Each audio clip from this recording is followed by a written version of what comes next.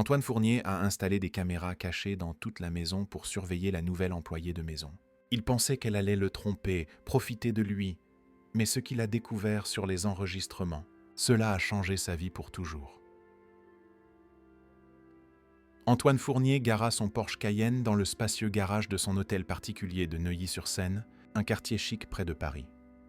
Il se frotta les yeux fatigués tandis que le moteur se taisait. 4h30 du matin.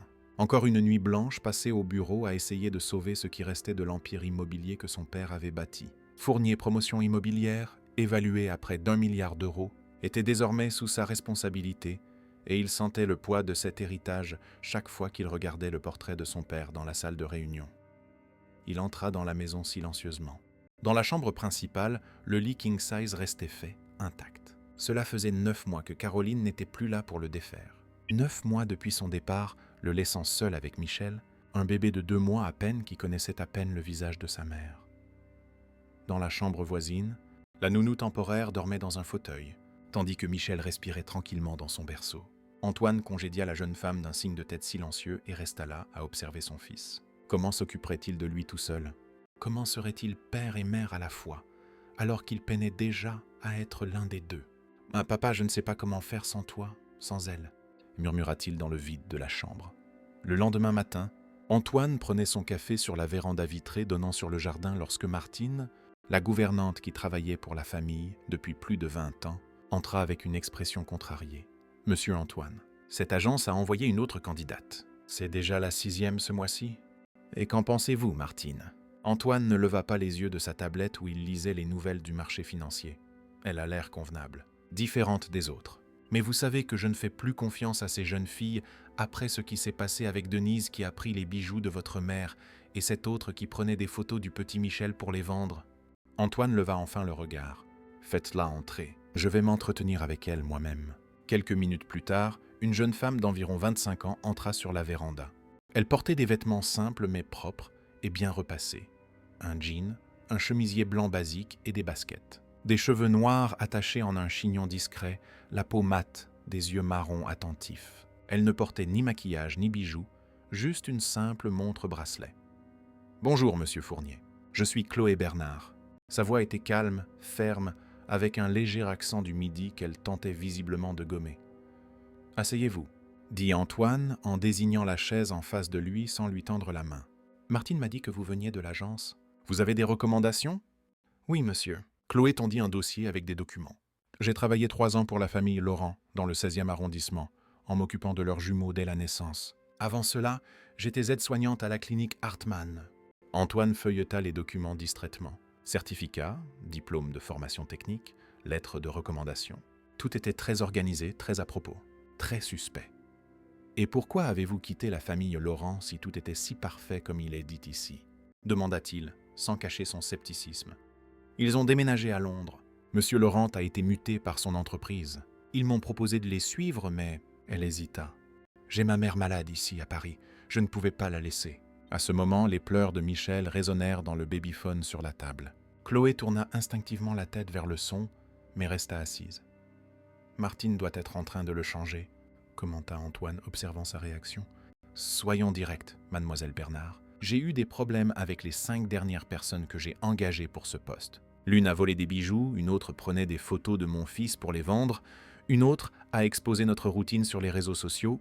Je commence à perdre patience et confiance. » « Je comprends votre inquiétude, monsieur. » Chloé maintint un regard ferme. « Je peux vous assurer que mon seul intérêt est de faire mon travail correctement. Je n'utilise pas les réseaux sociaux. Je ne m'intéresse pas aux bijoux. Et je respecte profondément la vie privée des familles pour lesquelles je travaille. » Les pleurs de Michel s'intensifièrent. Antoine consulta sa montre, impatient. « Martine » appela-t-il, mais personne ne répondit. Il se leva avec un soupir. « Venez avec moi.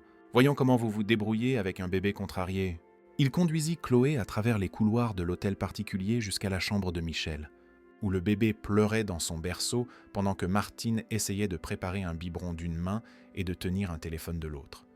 « Excusez-moi, monsieur Antoine. C'est ma fille, son petit est malade et elle ne savait pas quel médicament donner. »« Ce n'est rien, Martine. Mademoiselle Bernard va prendre le relais. » Martine lança un regard méfiant à Chloé, mais lui tendit le biberon à moitié prêt. Chloé, cependant, ne le prit pas immédiatement. Au lieu de cela, elle s'approcha du berceau. « Je peux ?» demanda-t-elle à Antoine, qui acquiesça. Elle se pencha sur le berceau et parla doucement. « Bonjour Michel, je suis Chloé, tu as faim, n'est-ce pas? Ou c'est juste cette couche qui te sert ?» À la surprise d'Antoine, Michel s'arrêta de pleurer un instant, regardant curieusement ce nouveau visage. Chloé sourit, le prit dans ses bras avec des mouvements sûrs et expérimentés et vérifia immédiatement sa couche. Comme je le pensais, elle est trempée. Elle regarda Antoine. Où se trouve le nécessaire de change? Antoine indiqua la table allongée dans le coin de la pièce, observant attentivement Chloé parler à Michel d'un ton doux pendant tout le change. Le bébé, qui d'habitude gigotait et pleurait, était inhabituellement calme, la fixant intensément. « Voilà, c'est beaucoup mieux, n'est-ce pas ?» Chloé termina le change et ajusta les vêtements de Michel. Maintenant, on peut penser à ce biberon. Elle prépara le biberon avec efficacité, testa la température sur son poignet et s'installa dans le fauteuil pour nourrir Michel.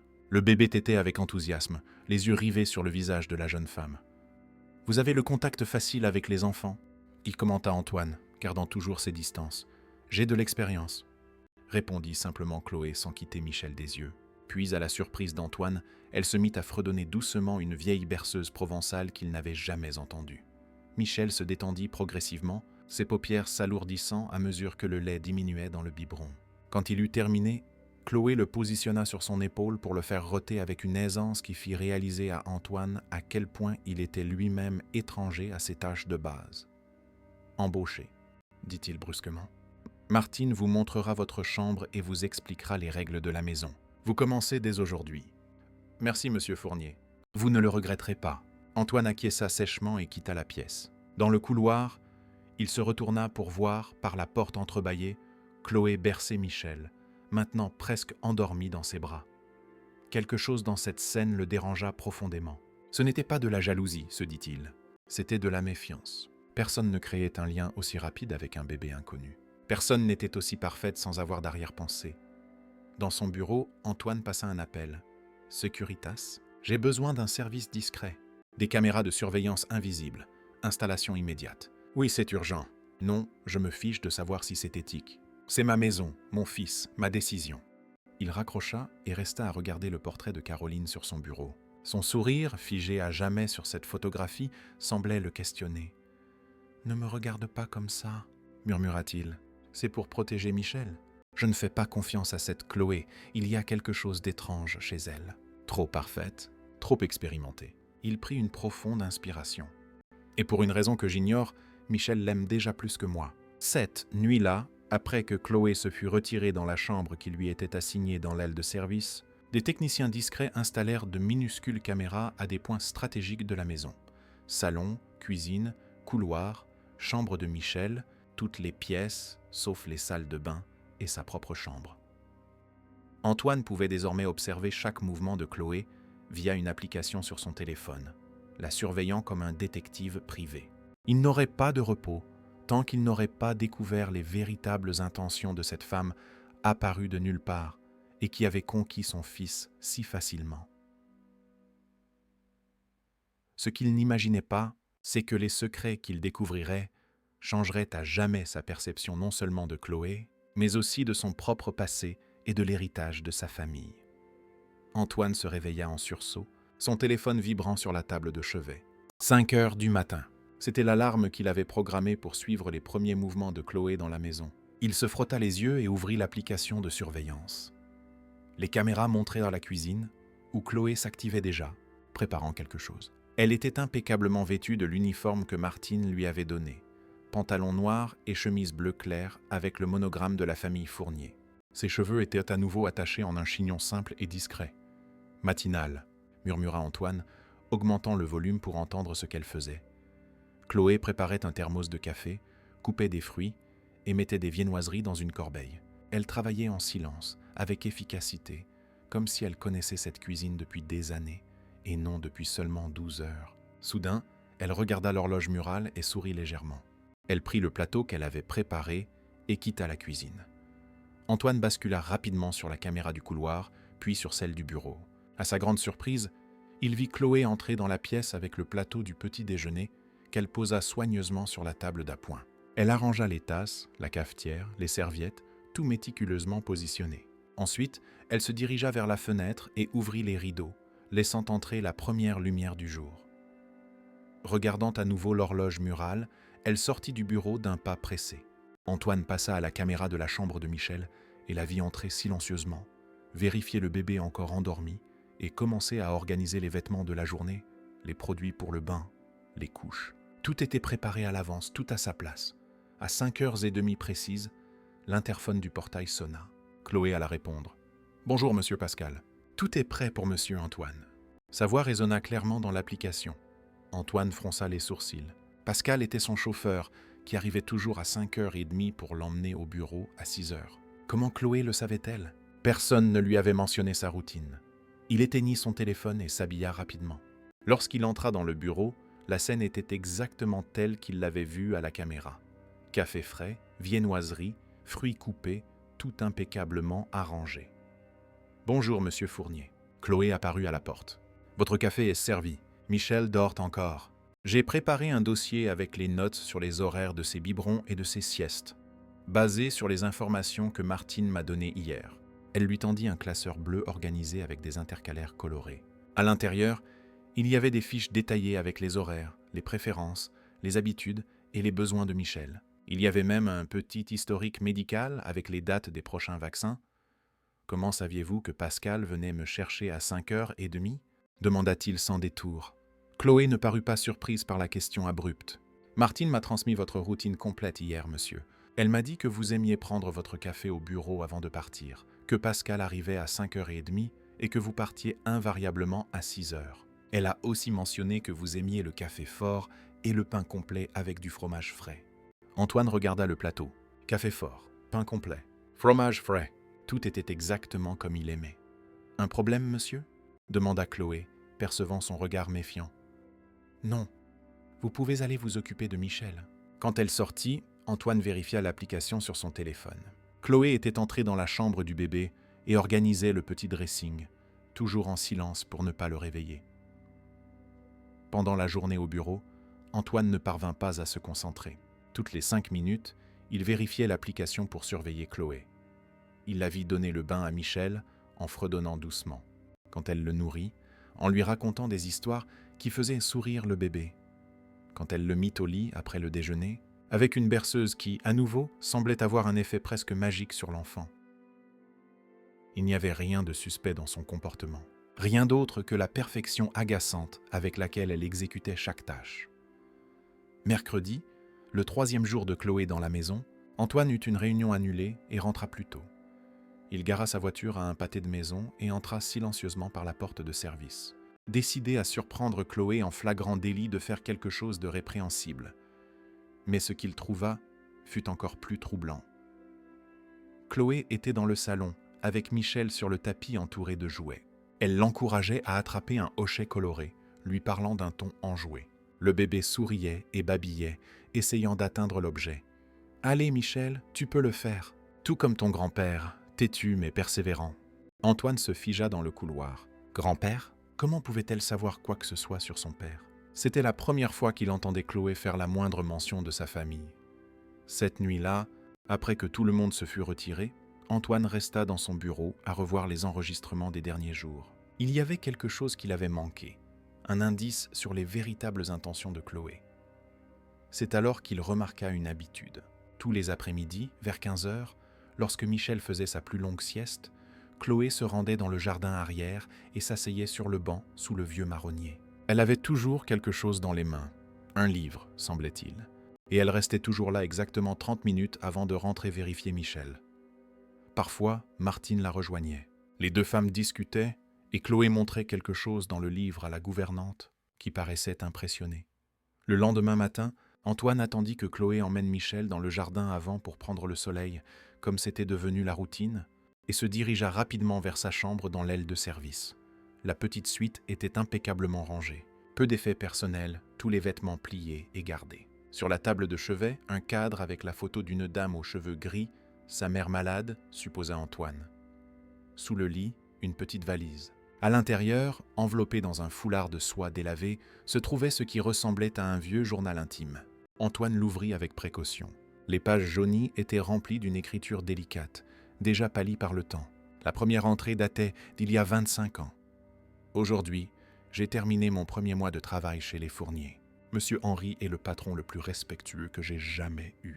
Quand il a su que la petite Chloé avait de la fièvre, il a envoyé le chauffeur me chercher plus tôt et m'a même donné de l'argent pour les médicaments. Antoine sentit son sang se glacer. « Chloé? Monsieur Henry ?» Le journal mentionnait son père et... « Chloé ?»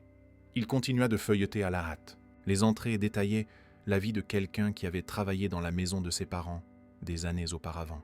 Elle parlait de la générosité d'Henri Fournier, de la façon dont il avait aidé lorsque la petite Chloé avait eu besoin d'une opération coûteuse, de la façon dont il demandait toujours des nouvelles des enfants de ses employés. Un bruit dans le couloir fit qu'Antoine rangea rapidement le journal dans la valise et la remit sous le lit.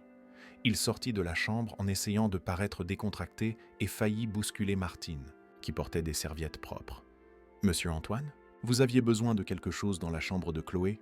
demanda la gouvernante, clairement surprise. « Je vous cherchais, Martine. Connaissiez-vous Chloé avant qu'elle ne vienne travailler ici ?» L'expression de Martine devint prudente. « Pourquoi cette question, monsieur ?»« Répondez, s'il vous plaît. »« Non, monsieur, je ne l'avais jamais vue auparavant. » Antoine acquiesça et se dirigea vers son bureau, pas totalement convaincu. Il retourna surveiller les caméras. Chloé était dans le jardin avant, assise sur l'herbe avec Michel, lui montrant les fleurs colorées. Elle parlait au bébé des couleurs, des noms, en désignant chacune d'elles. Son fils souriait et tentait d'attraper les pétales. Cet après-midi-là, pendant que Michel dormait, Antoine observa à nouveau Chloé se diriger vers le jardin arrière avec ce qu'il savait maintenant être le journal. Mais cette fois, elle fit quelque chose de différent. Elle s'arrêta devant le portrait d'Henri Fournier accroché dans le couloir principal, regarda longuement l'image et murmura quelque chose que la caméra ne capta pas bien. Cela ressemblait à une sorte de remerciement. Ensuite, elle se rendit au jardin et s'assit sur le banc, ouvrant le journal. La caméra extérieure n'avait pas de son, mais Antoine pouvait voir clairement qu'elle pleurait en lisant. Le soir, après que Chloé se fut retirée, Antoine alla à son bureau et ouvrit le tiroir secret de sa commode. Il en sortit une enveloppe Kraft contenant de vieux documents qu'il avait hérités de son père. Parmi eux, un carnet de comptabilité personnelle qu'Henri tenait séparément de ses affaires. Dans la liste des dépenses mensuelles récurrentes, un nom lui sauta aux yeux. Soutien Sylvie Bernard, hôpital Sainte-Marguerite, 350 €. Sylvie Bernard, le même nom de famille que Chloé. Antoine referma le carnet, sentant son cœur s'accélérer. Qui était vraiment Chloé Bernard? Et quel était son lien avec son père? Pourquoi n'avait-elle jamais mentionné que sa famille avait déjà travaillé pour les Fournier? La réponse vint de la manière la plus inattendue possible, 2 jours plus tard, alors qu'Antoine observait Chloé par la caméra de la chambre de Michel. Elle changeait le bébé, fredonnant comme toujours, quand elle s'arrêta soudainement et regarda fixement le mobile d'avion suspendu au-dessus du berceau. « Tu sais, Michel, » dit-elle, doucement, « c'est ta maman qui a choisi ce mobile. Elle m'a dit qu'elle voulait que tu rêves toujours en grand, comme les avions. » Antoine se figea. Caroline avait en effet choisi le mobile. Mais comment Chloé pouvait-elle le savoir? « Ta mère était une femme incroyable, » continua Chloé en ajustant les vêtements de Michel. « Courageuse et douce. Tu as ses yeux, tu sais ?» Antoine éteignit son téléphone, sentant la colère monter. C'en était trop. Il était temps de confronter Chloé Bernard et de découvrir qui elle était vraiment et ce qu'elle voulait dans sa maison. Antoine ne confronta pas Chloé immédiatement. Il devait d'abord rassembler plus d'informations. C'était devenu une enquête personnelle, presque obsessionnelle. En tant qu'homme d'affaires habitué à analyser des données avant de prendre des décisions importantes, il appliquerait la même méthodologie pour percer le mystère qu'était Chloé Bernard. Le lendemain matin, il appela son bureau pour dire qu'il ne viendrait pas. Dès que Chloé emmena Michel dans sa chambre pour la première sieste de la journée, Antoine entra discrètement dans la chambre de la jeune femme. Il devait examiner ce journal de plus près. Cette fois, il lut plus calmement. C'était le journal de Sylvie Bernard, qui avait travaillé comme employée de maison chez les Fournier entre 1997 et 2002. Les pages relatèrent le quotidien d'une mère célibataire avec 3 enfants, Chloé, la cadette, Édouard, le deuxième, et Raphaël, l'aîné. Sylvie écrivait à quel point M. Henri Fournier, le père d'Antoine, était un patron exceptionnel, qui se souciait toujours de son bien-être et de celui de ses enfants. Une entrée en particulier attira son attention. Aujourd'hui, M. Henri a fait quelque chose que je n'oublierai jamais. Quand il a appris que la petite Chloé avait besoin d'une opération cardiaque urgente et que les listes d'attente du système public prendraient des mois, non seulement il a payé l'opération dans le privé, mais il a utilisé ses contacts pour obtenir le meilleur chirurgien de l'hôpital américain de Paris. Il a dit que ce n'était pas de la charité, mais de la justice. Que tous les enfants méritent la même chance. Chloé n'a que 5 ans et ne s'en souviendra peut-être pas en grandissant, mais je m'assurerai de lui parler de la bonté de cet homme tous les jours de ma vie. Antoine sentit sa poitrine se serrer. Il se souvenait vaguement que son père avait mentionné une employée dont l'enfant, non, la fille, avait eu besoin d'un traitement médical. Était-il possible que Chloé soit cet enfant? Une autre entrée, datée de 2000, disait « Monsieur Henry m'a donné aujourd'hui un médaillon en argent avec l'image de Sainte Lucie, protectrice des yeux et de la vue. À l'intérieur, il a mis une photo de nous deux, le jour de mon anniversaire, lorsque l'équipe m'a fait cette fête surprise. Il a dit que c'était pour que je me souvienne toujours qu'il y a de bonnes personnes dans le monde et que j'en faisais partie. Il ne sait pas que c'est lui qui m'a appris ce qu'était la bonté. » Antoine laissa le journal de côté et continua à chercher.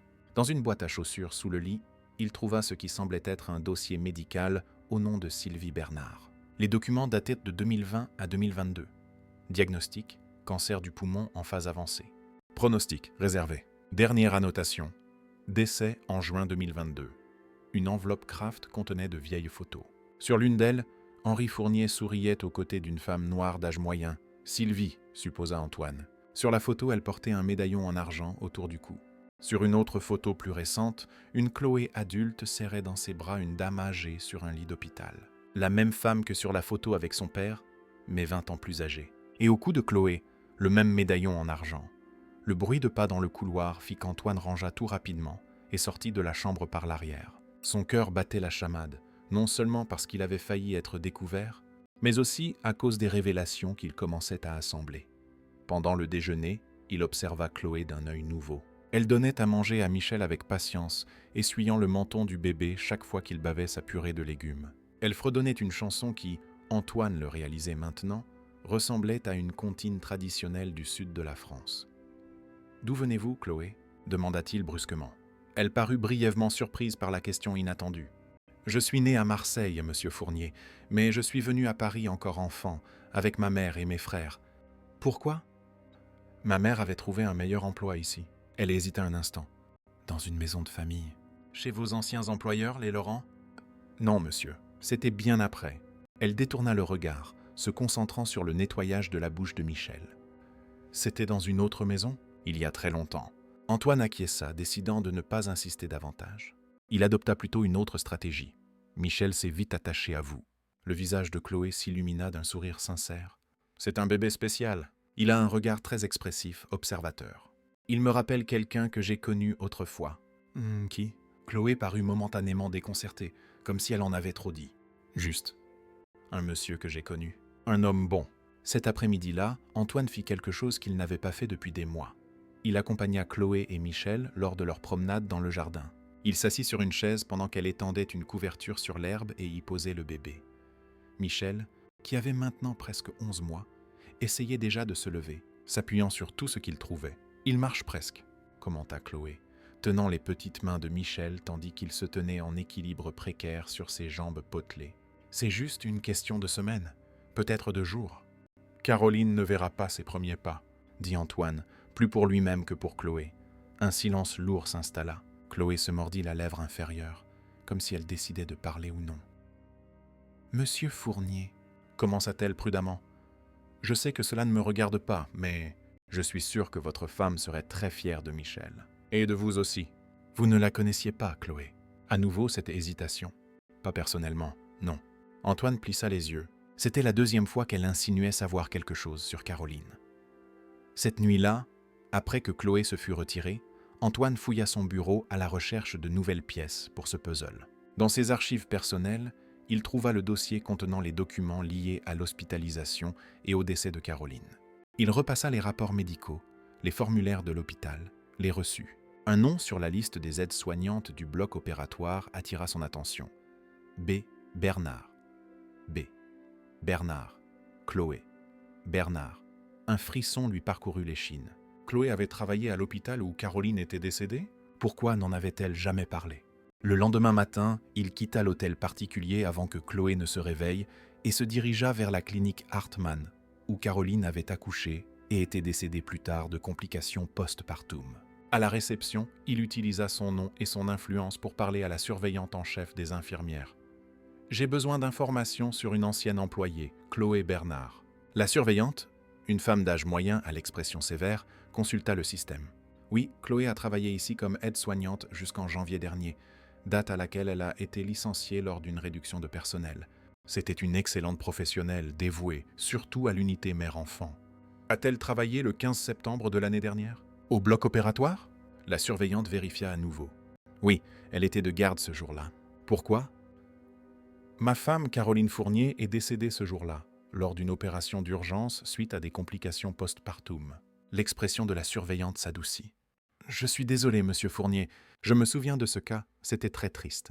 Chloé faisait en effet partie de l'équipe de soutien, mais n'a pas participé directement à l'opération. Elle, la femme hésita, a été très affectée par cette affaire. Elle a demandé un congé de quelques jours après cela. Affectée? Pourquoi? Elle ne connaissait même pas ma femme. Je ne saurais vous dire, monsieur. Mais Chloé a toujours été très empathique. Elle s'impliquait émotionnellement avec les patients. C'est peut-être pour cela qu'elle était si douée avec les bébés de la maternité. » Antoine quitta l'hôpital avec plus de questions que de réponses. Il rentra chez lui, décidé à confronter enfin Chloé. Mais en arrivant, il trouva une scène qui le laissa momentanément sans voix. Dans le jardin avant, Chloé était agenouillée sur l'herbe, les bras tendus. Devant elle, Michel, debout, faisait des pas chancelants dans sa direction, sans soutien, le visage concentré, les bras écartés pour garder l'équilibre. « C'est ça, Michel. Viens, tu peux le faire !» l'encourageait Chloé, les yeux brillants d'émotion. Antoine se figea à côté de la voiture. Son fils faisait ses premiers pas, et ce n'était pas vers lui, mais vers Chloé. Un mélange de fierté, de jalousie et de tristesse l'envahit. Il eut envie d'intervenir, d'appeler Michel, de faire en sorte que son fils marche vers lui, mais il ne put bouger. Michel fit 5 petits pas avant de tomber dans les bras ouverts de Chloé, qui le souleva dans les airs, tourbillonnant et riant. « Tu as réussi, mon petit champion !» C'est alors qu'elle vit Antoine, immobile, près de la voiture. Son sourire s'effaça légèrement, une ombre de culpabilité passant sur son visage. « Monsieur Fournier, Michel vient de marcher seul pour la première fois. »« 5 pas complets !» Antoine s'approcha lentement, forçant un sourire. « J'ai vu. Félicitations, Michel. » Il tendit les bras vers son fils, qui le regarda un instant, avant de s'agripper plus fort au cou de Chloé. Ce fut comme un coup de poignard. « Il est juste excité par la nouveauté », expliqua Chloé, passant doucement Michel dans les bras de son père. « N'est-ce pas, Michel? Montre à papa comment tu marches. » Mais Michel se mit à pleurnicher, tendant les bras vers Chloé. Antoine lui rendit son fils, un mélange d'humiliation et de colère montant en lui. « Nous devons parler. Chloé, ce soir, après que Michel sera couché. » Le ton de sa voix dut lui faire comprendre que ce n'était pas une demande, mais un ordre. Chloé acquiesça sérieusement. « Oui, monsieur Fournier, après que Michel sera couché. Ce serait la nuit où toute la vérité éclaterait. » Antoine ne savait pas s'il était prêt pour ce qu'il découvrirait, mais une chose était sûre. Après cette conversation, plus rien ne serait comme avant. La nuit arriva avec un orage inattendu. Des éclairs déchirèrent le ciel de Paris, illuminant brièvement les contours de l'hôtel particulier des Fourniers, tandis que le vent agitait les arbres du jardin. C'était comme si le temps conspirait pour créer l'atmosphère parfaite pour la confrontation qui allait avoir lieu. Antoine attendait dans son bureau, un verre de whisky intact sur la table. Les moniteurs du système de sécurité montraient Chloé dans la chambre de Michel, berçant le bébé avec l'habituelle chanson provençale.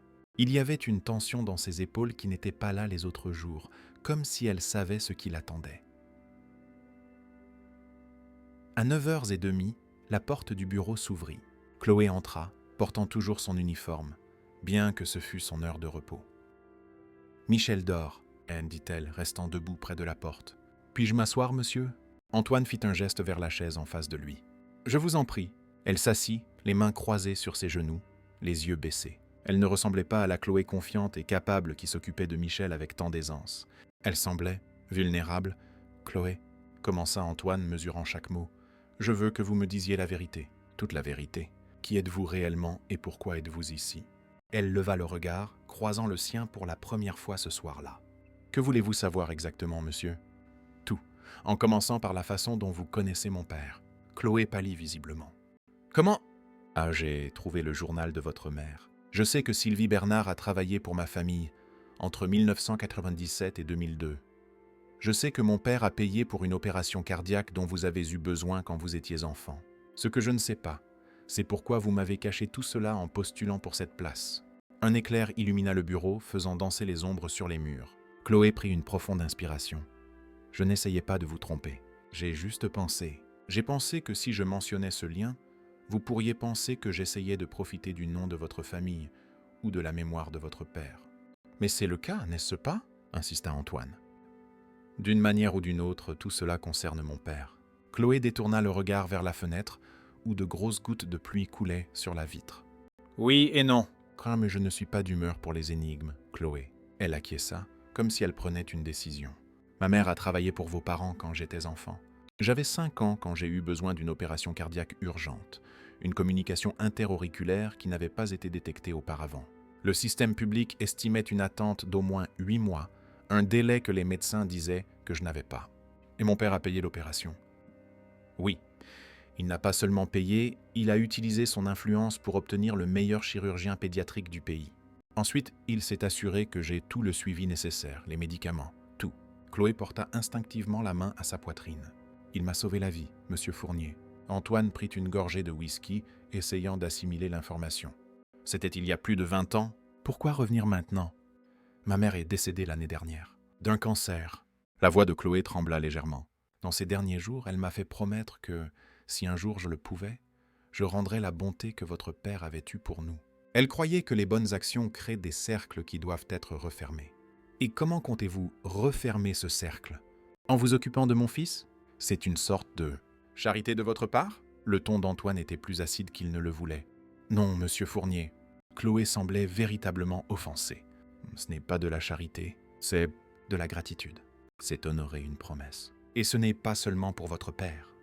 Comment ça ? Chloé hésita, comme si elle était sur un terrain dangereux. Monsieur Fournier, je travaillais comme aide-soignante à la clinique Hartmann lorsque votre femme a été hospitalisée. Le cœur d'Antoine s'accéléra. C'était ça, le lien final.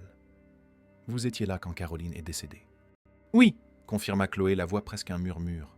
J'étais l'une des aides-soignantes de garde cette nuit-là. Je n'ai pas participé directement à l'opération, mais j'étais là quand elle est arrivée aux urgences. J'ai aidé à la préparer pour l'opération.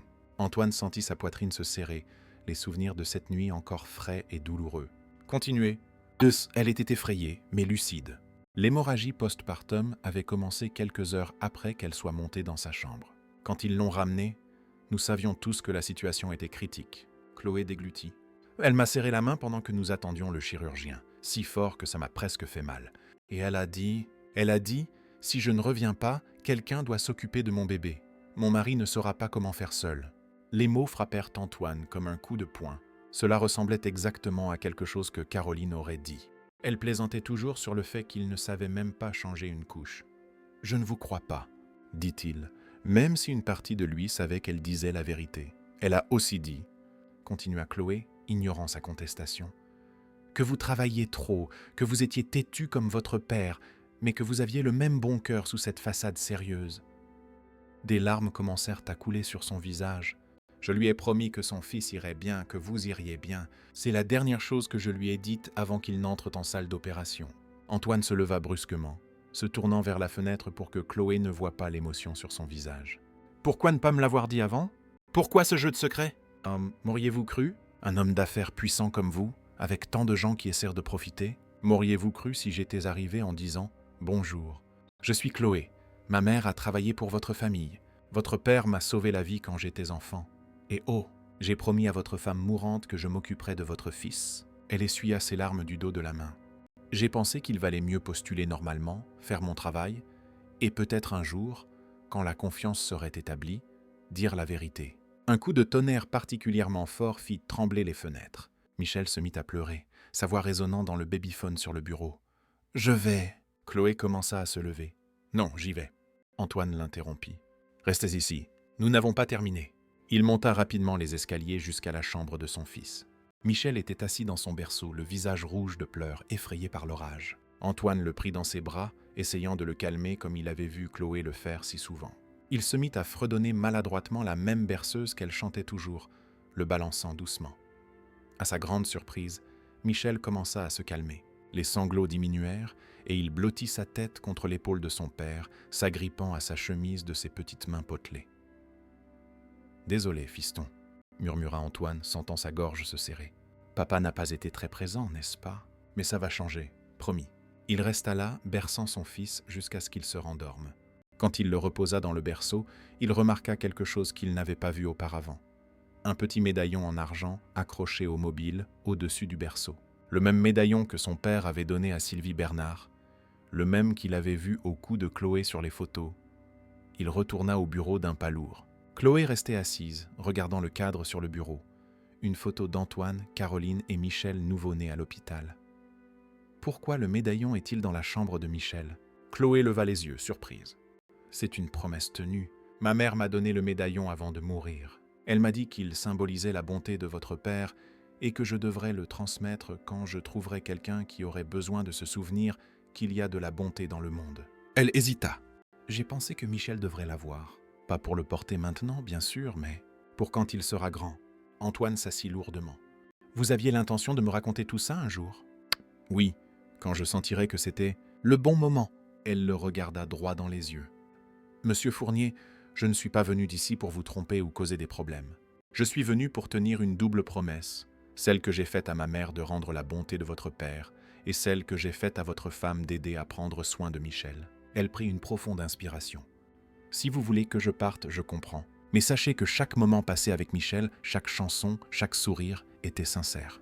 Un silence lourd s'installa, interrompu seulement par le bruit de la pluie contre les fenêtres. Antoine regarda les moniteurs. Dans la chambre de Michel, le bébé dormait paisiblement, à l'abri de l'orage.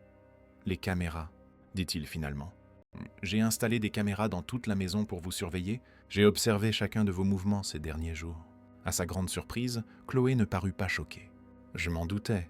J'avais remarqué du nouveau matériel, des reflets étranges à certains endroits. Et vous avez commencé à savoir exactement ce que je faisais quand vous n'étiez pas là.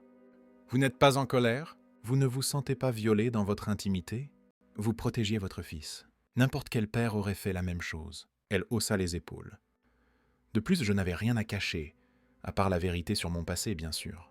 Antoine fut surpris par sa compréhension. Où était l'indignation à laquelle il s'attendait? La colère justifiée?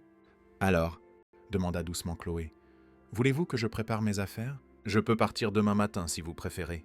La question prit Antoine au dépourvu. Au milieu de toutes les révélations de la soirée, il n'avait pas pensé à ce qu'il ferait ensuite. Licencier Chloé semblait être la décision logique. Elle l'avait, d'une certaine manière, trompée. Mais il y avait quelque chose de plus. Un lien qui allait au-delà du professionnel. Un enchevêtrement de coïncidences si improbable que cela semblait presque destiné. « Non, dit-il finalement.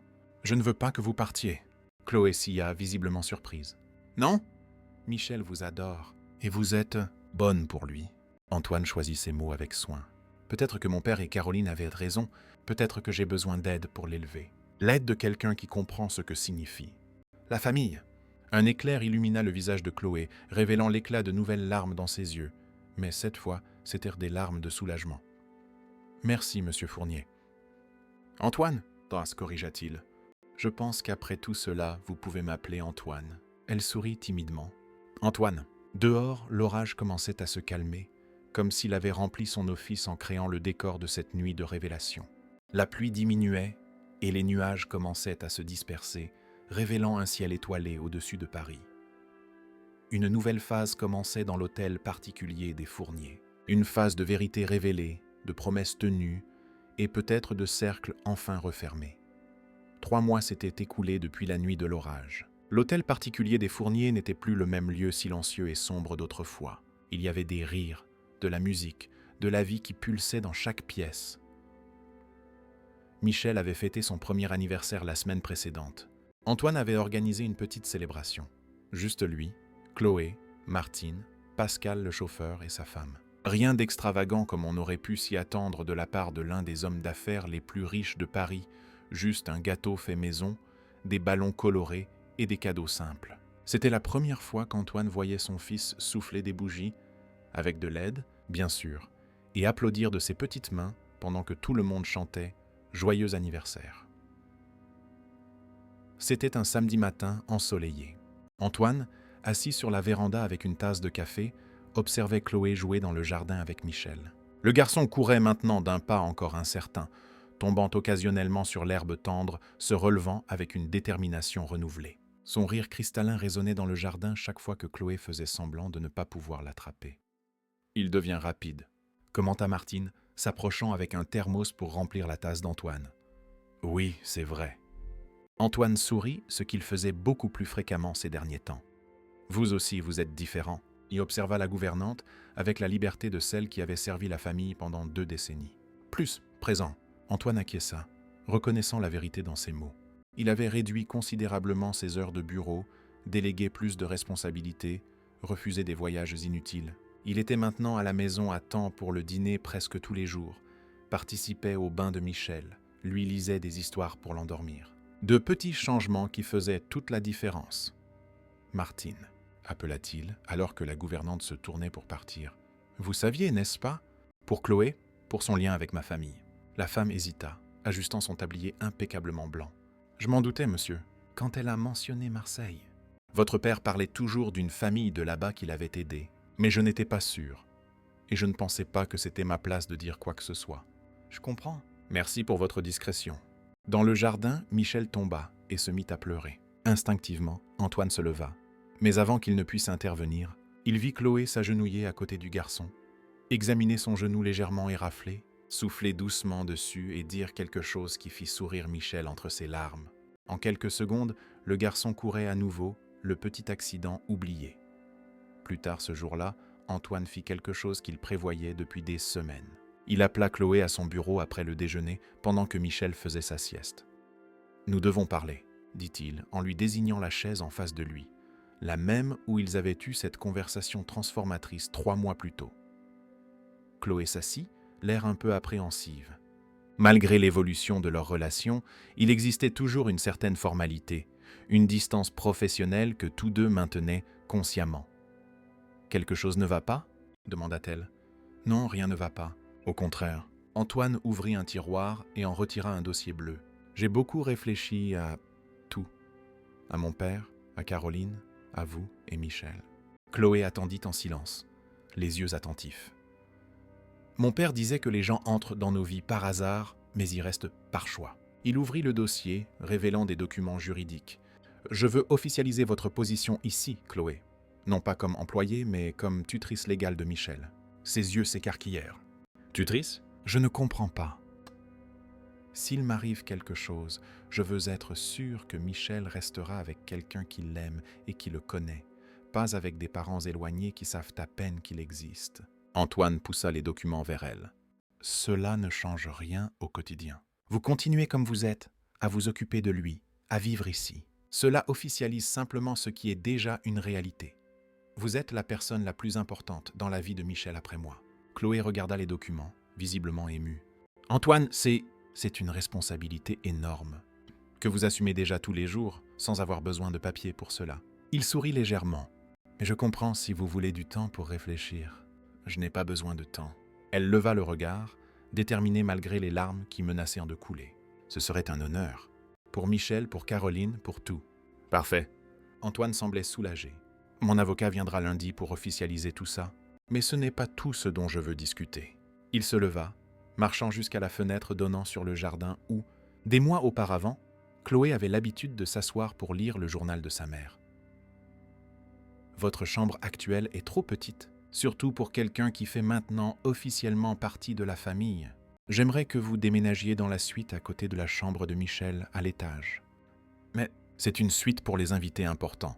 Mais vous êtes importante. » Antoine se tourna pour lui faire face. De plus, c'est juste à côté de la chambre de Michel, ce qui facilite les choses quand il se réveille au milieu de la nuit. Chloé semblait sans voix. En quelques minutes, sa position dans la maison avait été complètement transformée. D'employée à tutrice, d'occupante d'une chambre de service à résidente d'une suite luxueuse. « Il y a encore une chose, » continua Antoine, retournant à son bureau et prenant une enveloppe. « Voici les détails d'un compte bancaire que j'ai ouvert à votre nom. J'y dépose mensuellement un montant que je considère juste pour vos nouvelles responsabilités. Ce n'est pas un salaire, c'est un fonds pour vous et par extension pour Michel. Antoine, je n'ai pas besoin. Et ce n'est pas une question de besoin, c'est une question de mérite. » Il soutint son regard fermement. « Mon père comprenait cela. La générosité n'est pas de la charité, Chloé, c'est de la justice. Elle reconnut ses propres mots, ou plutôt les mots du journal de sa mère à propos d'Henri Fournier, qui lui étaient renvoyés. Cette nuit-là, après que Michel se fut endormi, Chloé pleura enfin, non pas de tristesse, mais d'un mélange bouleversant de gratitude, de soulagement et du sentiment qu'un cercle important s'était refermé dans sa vie. Assise sur le bord de son lit dans sa chambre de service, le dernier jour qu'elle y passerait, elle tenait une photo de sa mère. « On a réussi, maman », murmura-t-elle à l'image. La promesse est tenue. De l'autre côté de la demeure, dans la chambre principale, Antoine regardait une photo de Caroline avec Michel nouveau-né à l'hôpital. « J'espère que je fais ce qu'il faut », murmura-t-il. « Je pense que tu approuverais. » Le lendemain se leva, radieux, comme pour célébrer le nouveau chapitre qui commençait dans cette maison. Martine et Pascal aidèrent Chloé à transférer ses quelques affaires dans la suite de l'étage supérieur. Michel, assis dans le couloir, battait des mains joyeusement, comme s'il comprenait que quelque chose d'important se passait. Tandis que Chloé organisait ses vêtements dans le dressing spacieux, qui semblait absurdement grand pour ses quelques affaires, son téléphone sonna. C'était Édouard, son frère, qui appelait de Marseille. « Et alors, petite sœur, comment ça se passe chez les riches ?» Chloé sourit, s'asseyant sur le bord du lit king size. « C'est différent, Édouard. Très différent. »« Différent comment ?»« Ne me dis pas qu'ils t'ont renvoyé !»« Non, au contraire. » Elle prit une profonde inspiration, essayant de trouver les mots pour expliquer sa nouvelle situation. « Tu te souviens de la promesse qu'on a faite à maman de rendre la bonté de cette famille qui nous a aidés quand on était petits ? » Bien sûr que je m'en souviens. Tu as découvert qui ils étaient, n'est-ce pas ? C'est pour ça que tu es allé travailler dans cette maison. Oui, et maintenant ? Elle regarda autour d'elle, le luxe de la suite qui était désormais sa chambre. Maintenant, je suis officiellement la tutrice de leur fils, s'il arrive quelque chose au père. Un silence à l'autre bout du fil. Chloé, c'est sérieux ? Tu connais à peine ces gens. En fait, je les connais plus que tu ne l'imagines. Elle lui raconta alors sa rencontre avec Caroline à l'hôpital, la promesse faite, les mois passés à s'occuper de Michel, la nuit de l'orage où toute la vérité avait éclaté. Elle parla de la façon dont Antoine avait changé, de la façon dont la demeure était maintenant un endroit différent, plus accueillant, plus vivant. On dirait un scénario de film, petite sœur. Édouard rit, incrédule. Mais si tu es heureuse, fais attention, d'accord ? Les riches sont les riches. Ils ont un monde différent du nôtre. Michel n'a pas encore de monde, Édouard. C'est juste un bébé qui a besoin de soins et d'amour. Après avoir raccroché, Chloé termina de ranger, plaçant le cadre avec la photo de sa mère sur la table de chevet. À côté, elle posa le journal, n'ayant plus besoin de le cacher. Au déjeuner, Antoine surprit tout le monde en annonçant qu'il prendrait une semaine de vacances, ce qu'il n'avait pas fait depuis des années, pour emmener Michel découvrir la côte normande. « J'aimerais que tu nous accompagnes, Chloé, » dit-il tandis que Martine servait le dessert. « J'ai loué une maison à Cabourg. C'est calme, parfait pour les enfants. » Chloé hésita. « Vous êtes sûr ? Ce ne serait pas étrange ? Les gens pourraient parler. »« Laisse-les parler. » Antoine haussa les épaules. « Tu es la tutrice de Michel, quasiment de la famille maintenant. De plus, il n'a jamais vu la mère. Je veux que tu sois là quand il mettra ses pieds dans le sable pour la première fois. » Le voyage fut fixé pour le week-end suivant. En préparant les valises de Michel, maillot de bain, chapeau, crème solaire, jouets de plage, Chloé ne pouvait s'empêcher de sourire. 1 an plus tôt, elle n'aurait jamais imaginé qu'elle s'apprêtait à passer une semaine dans une maison en bord de mer avec le fils d'un milliardaire en tant que membre de la famille. La transformation n'était pas seulement dans sa vie, mais aussi chez Antoine. L'homme froid et distant des mois passés riait maintenant, jouait avec son fils, planifiait des sorties. Il y avait de la douceur dans ses yeux quand il regardait Michel et un respect sincère quand il parlait à Chloé. La veille du départ, alors que Michel dormait déjà, Antoine trouva Chloé sur la véranda, regardant les étoiles. « Tout est prêt pour demain ?» demanda-t-il, la rejoignant près de la balustrade. « Oui, les valises de Michel sont faites. Je ne pense pas avoir oublié quoi que ce soit. »« Et les vôtres ?»« Prêtes aussi. Je n'ai pas grand-chose à emporter. » Elle sourit. Un silence confortable s'installa entre eux, le genre de silence qui n'existe qu'entre des personnes qui ont traversé des tempêtes ensemble et trouvé le calme de l'autre côté.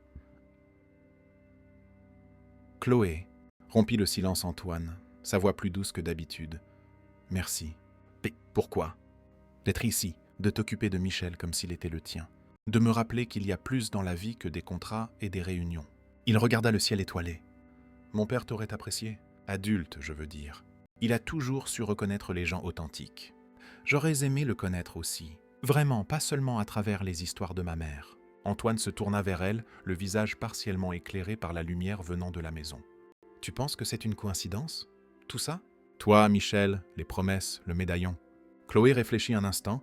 Je ne sais pas si c'est une coïncidence ou le destin.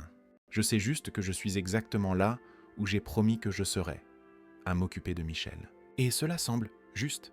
Il acquiesça, comme s'il comprenait parfaitement. Demain, nous partons à 9 heures. Essaie de te reposer. Tandis qu'Antoine s'éloignait, Chloé resta sur la véranda, contemplant les changements extraordinaires que sa vie avait subis. De jeune fille pauvre de Marseille, sauvée par la générosité d'un étranger, attutrice du petit-fils de ce même homme, vivant dans un hôtel particulier à Neuilly. La vie avait ses propres cercles, ses propres façons d'équilibrer les comptes. Et parfois, songea Chloé, les promesses que nous faisons sont les fils invisibles qui tissent ces cercles, reliant les gens, les époques et les destins de manière que nous n'aurions jamais pu prévoir. Le lendemain matin, le SUV d'Antoine partit en direction de la côte, emportant non seulement des valises et des jouets de plage, mais aussi une nouvelle configuration familiale qu'aucun d'eux n'aurait pu imaginer un an plus tôt. Michel, attaché à son siège auto à l'arrière, babillait joyeusement, regardant par la fenêtre. Chloé, à ses côtés, fredonnait une chanson marine qu'elle avait apprise dans son enfance à Marseille. Et Antoine, au volant, souriait dans le rétroviseur, les observant tous les deux. L'hôtel particulier des Fournier resta temporairement vide, à l'exception de Martine et des autres employés. Mais ce n'était plus un endroit froid et silencieux. C'était désormais un foyer, attendant le retour de sa famille transformée. 6 mois s'étaient écoulés depuis le voyage à la plage. L'été avait fait place à l'automne, et l'automne cédait maintenant la place à l'hiver parisien. L'hôtel particulier des Fournier était décoré pour Noël, avec un immense sapin dans le salon principal couvert de décorations colorées qui enchantaient Michel, maintenant âgé d'1 an et demi. Chloé observait le garçon tourner autour du sapin, touchant les boules brillantes avec un soin respectueux, comme elle le lui avait appris. « Regarde, pas cassé », disait-il dans son langage encore limité, mais chaque jour plus clair. Une transformation subtile s'était produite dans cette maison au cours des derniers mois. Les divisions entre employés et famille s'étaient estompées. Martine déjeunait maintenant à table avec eux le week-end. Pascal et sa femme se joignaient souvent à eux pour des barbecues le dimanche. Et Chloé occupait un espace unique, indéfinissable dans les conventions sociales traditionnelles. Elle était tutrice, confidente, presque membre de la famille, même si tous maintenaient une ligne invisible que personne n'osait franchir. Dans le bureau, Antoine finalisait les préparatifs de la fête de Noël qu'il organiserait le week-end suivant. Une célébration intime avec seulement quelques amis proches et les employés, très différente des fêtes extravagantes que son père avait l'habitude de donner. « Je peux entrer ?» Chloé frappa légèrement à la porte entr'ouverte. « Bien sûr. » Antoine sourit, s'éloignant de l'écran de l'ordinateur. « Michel dort déjà ?» « Oui, après avoir exigé 3 histoires différentes. » Elle s'assit sur la chaise en face du bureau, comme elle le faisait presque tous les soirs pour le bilan de la journée. « Ce nouveau livre sur les dinosaures est son préféré maintenant. » J'ai remarqué. Il rugit dans toute la maison toute la journée. Tous deux rirent, partageant la joie des petites conquêtes quotidiennes de Michel. Nouveaux mots, nouveaux gestes, nouveaux jeux. « Antoine, » commença Chloé, son ton devenant plus sérieux, « j'ai besoin de te dire quelque chose. » Il haussa les sourcils, remarquant le changement d'atmosphère. « Un problème ?»« Pas vraiment un problème. C'est à propos de mon frère Édouard. Il a trouvé un emploi à Paris. Il déménage le mois prochain. Je me demandais si... » Elle hésita. « Si je pouvais l'inviter pour Noël. »« Bien sûr que tu peux, » répondit Antoine promptement. « Ta famille est la bienvenue ici, Chloé. Toujours. »« Merci. » Elle sourit, soulagée. « Il y a autre chose. Édouard est un peu... méfiant. Il ne comprend pas encore vraiment ce qui s'est passé ici, comment tout a changé. Il pense que c'est étrange, tu sais, toute cette situation. » Antoine se pencha en avant, les coudes appuyés sur le bureau. « Et toi, tu trouves ça étrange aussi ?» Chloé considéra la question un instant. Au début, oui, c'était comme vivre dans 2 mondes, différents en même temps. Mais maintenant, elle regarda le portrait d'Henri Fournier sur le mur, à côté de la photo de Caroline. Maintenant, j'ai l'impression que tout s'emboîte, comme si ça avait toujours été destiné à être ainsi. J'ai aussi ce sentiment. Antoine se leva, se dirigeant vers la bibliothèque où il gardait ses objets les plus précieux.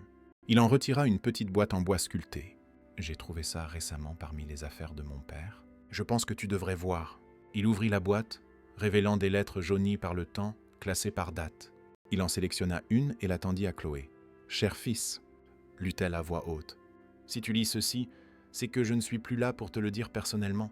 Il y a des décisions que j'ai prises dans ma vie qui peuvent te sembler étranges, mais qui ont été guidées par une conviction profonde, que la véritable richesse réside dans les liens que nous créons, les vies que nous touchons. La famille Bernard est l'un de ces liens spéciaux. Sylvie et ses enfants représentent pour moi un rappel constant de ce qui compte vraiment. La petite Chloé en particulier, avec son courage face à tant de difficultés, m'a plus appris sur la force que n'importe quelle négociation difficile. Je me suis promis que, tant que je vivrai, je veillerai sur eux. Je te demande, si un jour ils en ont besoin, d'honorer cette promesse toi aussi. Avec amour, ton père. » Chloé sentit les larmes couler sur son visage. La lettre était datée de 3 mois seulement avant le décès d'Henri Fournier.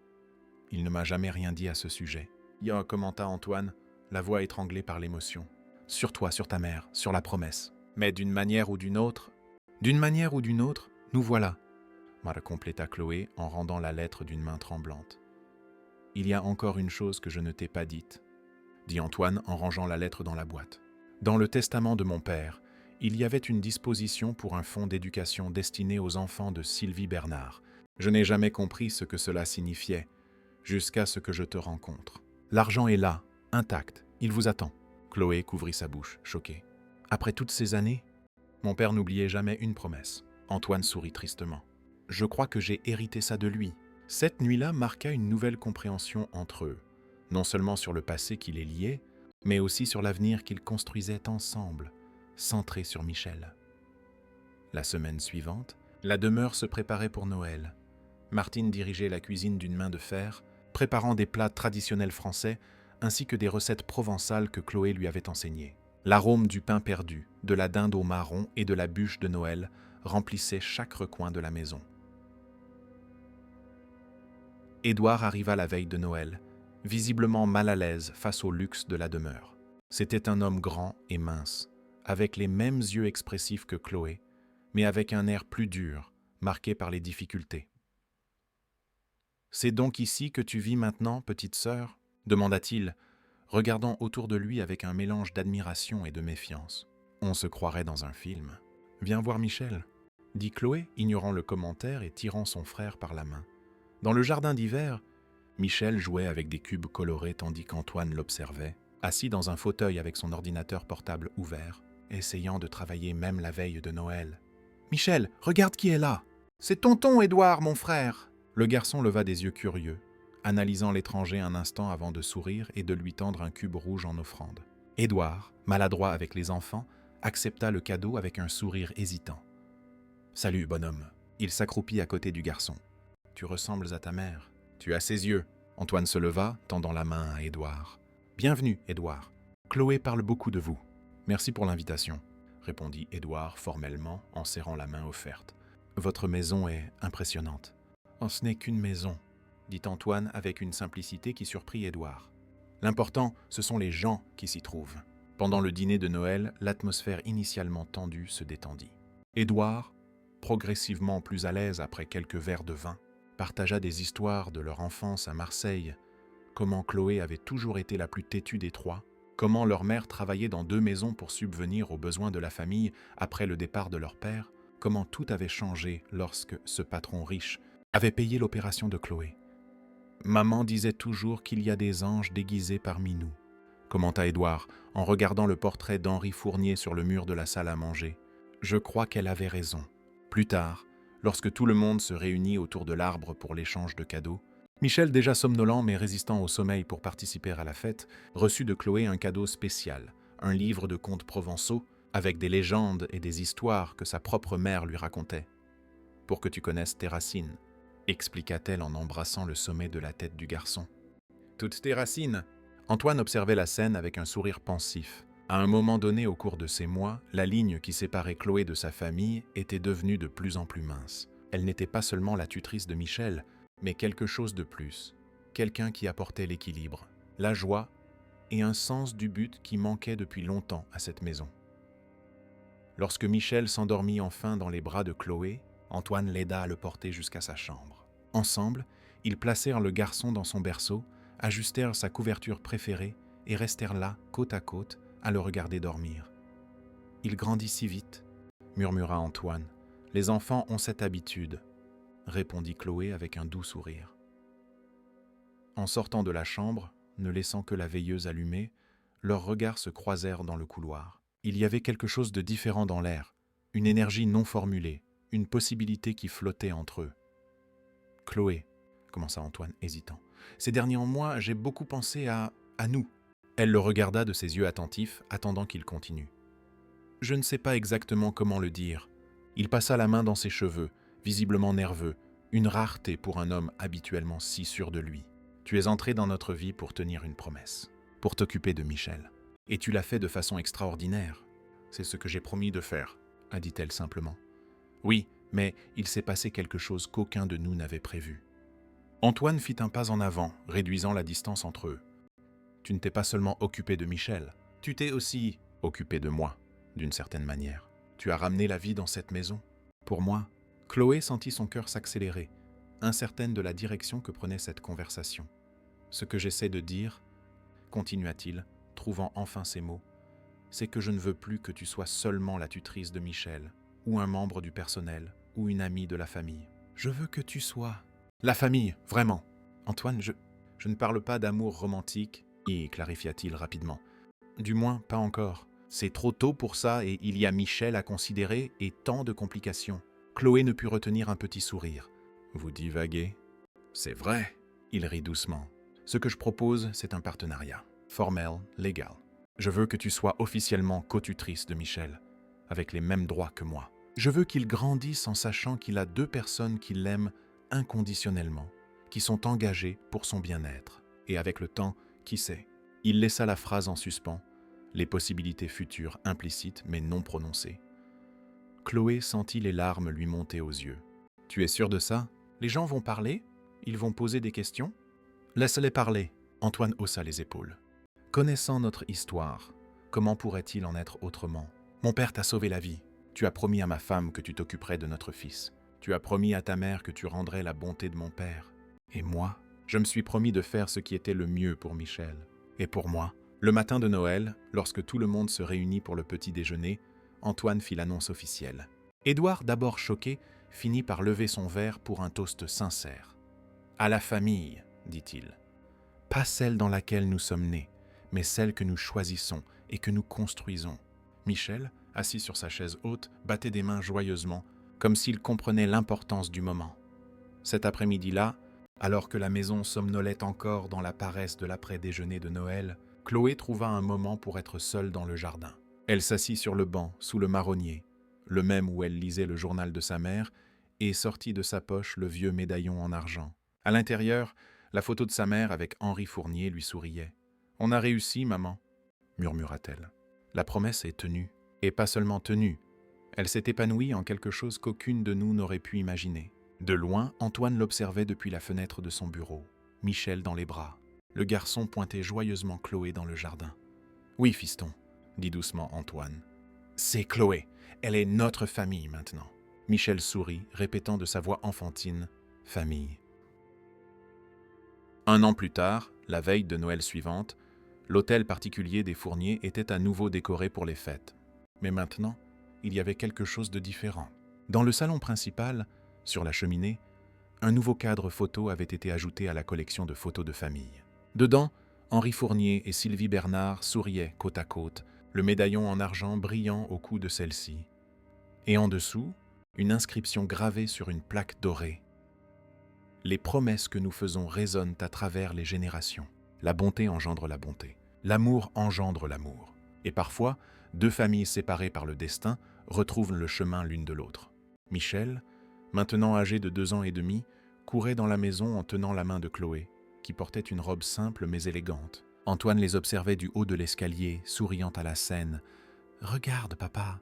cria Michel en brandissant un paquet coloré. « Cadeau !»« Oui, mon amour, » corrigea doucement Chloé. « C'est pour que tu l'ouvres après le dîner. » Édouard arriva avec la petite amie qu'il avait rencontrée à Paris. Raphaël, le frère aîné de Chloé qui vivait à Lyon, était également venu avec sa femme et leurs 2 jeunes enfants. des cousins que Michel rencontrait pour la première fois. La maison, autrefois silencieuse et sombre, débordait maintenant de vie, de rire et de la chaleur d'une vraie famille, non pas définie par le sang, mais par des choix, des promesses et un amour qui transcendaient les barrières sociales et les préjugés. Pendant le dîner, Antoine leva son verre pour un toast, aux promesses tenues, et dit-il en regardant droit dans les yeux de Chloé, et au nouveau départ. Tous levèrent leurs verres tandis que Michel, assis sur sa chaise spéciale entre Antoine et Chloé, levait son petit verre de jus, imitant les adultes avec un sérieux comique. Dehors, la nuit parisienne brillait des lumières de Noël. Dans l'hôtel particulier des Fourniers, une nouvelle tradition familiale ne faisait que commencer, une tradition fondée sur des promesses tenues, des cercles refermés et la certitude que, parfois, le destin œuvre de manière mystérieuse pour unir des cœurs qui avaient toujours été, d'une certaine façon, connectés. Fin de l'histoire, chers auditeurs. Nous espérons que l'histoire d'Antoine et Chloé a touché vos cœurs. Si vous croyez aussi au pouvoir des promesses et à la façon dont le destin œuvre parfois pour unir les gens de manière inattendue, partagez cette histoire avec quelqu'un de spécial. Pour plus de récits émouvants comme celui-ci, n'oubliez pas de vous abonner à notre chaîne. Il suffit de cliquer sur le bouton d'abonnement juste en dessous. Chaque abonnement nous motive à continuer à vous apporter des histoires qui émeuvent, inspirent et nous font croire que, même dans les moments les plus difficiles, il y a de la bonté dans le monde. Laissez votre like et dites-nous dans les commentaires, avez-vous déjà fait une promesse importante qui a changé votre vie ou celle de quelqu'un d'autre? Nous avons hâte de lire vos histoires. À la prochaine rencontre, avec plus d'émotions que seule la vie réelle peut inspirer.